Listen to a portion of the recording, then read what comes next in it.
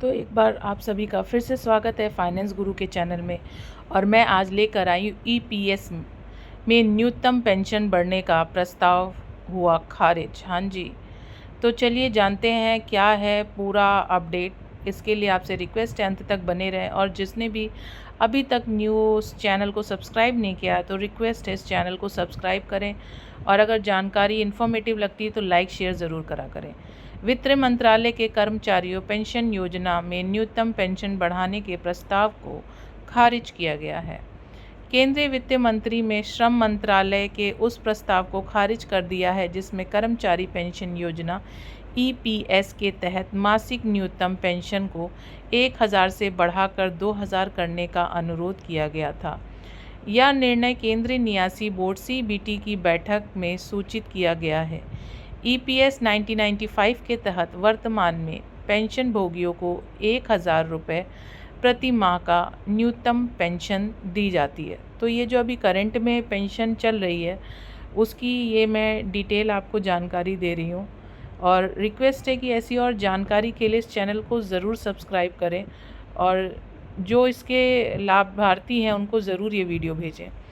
केंद्रीय वित्त मंत्रालय ने श्रम मंत्रालय के उस अनुरोध को खारिज कर दिया है जिसमें कर्मचारी पेंशन योजना ईपीएस के तहत मासिक न्यूनतम पेंशन बढ़ाने का प्रस्ताव था। रिपोर्ट के अनुसार यह निर्णय शनिवार को केंद्रीय न्यासी सीबीटी की बैठक के दौरान सूचित किया गया। इस प्रस्ताव का उद्देश्य न्यूनतम पेंशन को 1000 से बढ़ाकर 2000 रुपये प्रति माह करना था, जो एक सरकारी नियुक्त निगरानी समिति के सिफारिश के आधार पर था। हालांकि वित्त मंत्रालय ने इस प्रस्ताव को मंजूरी देने से इनकार कर दिया। तो इतने टाइम से पेंशन भोगियों के लिए काफ़ी कोशिशें की जा रही हैं, लेकिन वो सफल होते हुए नज़र नहीं आ रही है। सरकार चाहती क्या ये समझ नहीं आ रहा है।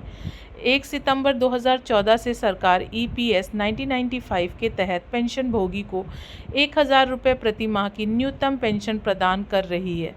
यह योजना एक परिभाषित योगदान, परिभाषित लाभ, सामाजिक सुरक्षा योजना के रूप में संचालित होता है, जो नियोक्ताओं के 8.33% वेतन का योगदान और केंद्रीय सरकार से 1.16% वेतन तक का योगदान अधिकतम 15,000 रुपये प्रति माह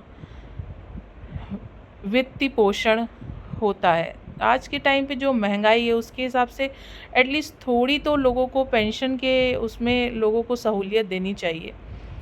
अभी आंकड़े समझ लेते हैं पेंशन भोगियों के। कर्मचारी भविष्य निधि ईपीएफओ की वार्षिक रिपोर्ट फाइनेंशियल ईयर 23 के अनुसार ईपीएस के तहत कुल 7.55 मिलियन पेंशन भोगी हैं। इसमें से 3.64 मिलियन पेंशन भोगी को 1000 रुपये प्रति माह की पेंशन मिलती है, जिसमें से 1.17 मिलियन को 1001 से लेकर 1500 तक बीच की पेंशन मिलती है, और लगभग 8,68,000 को 1,1500 से 2,000 के बीच में मिलती है। तो इस तरीके से पेंशन मिल रही है। सदस्यता स्थायी समिति का निर्देश। मार्च 2022 में सदस्यता स्थायी समिति का श्रम मंत्रालय को वित्त मंत्रालय के साथ मिलाकर समर्थन सूचना करने थी। वर्तमान 1000 मासिक पेंशन की उपलब्धि को उजागर किया गया था।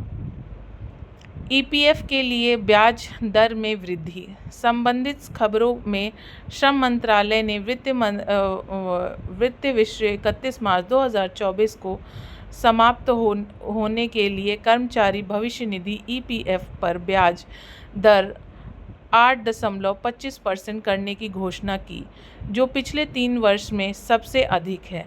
यह निर्णय ईपीएफओ के सीबीटी 235वें बैठक के दौरान लिया गया, जिसकी अध्यक्षता केंद्रीय श्रम और रोजगार मंत्री भूपेंद्र यादव ने किया। प्रस्ताव ब्याज दर को मंजूरी के लिए वित्त मंत्री को भेजा गया और मंजूरी के बाद ईपीएफ ग्राहकों को खाते में जमा किया गया।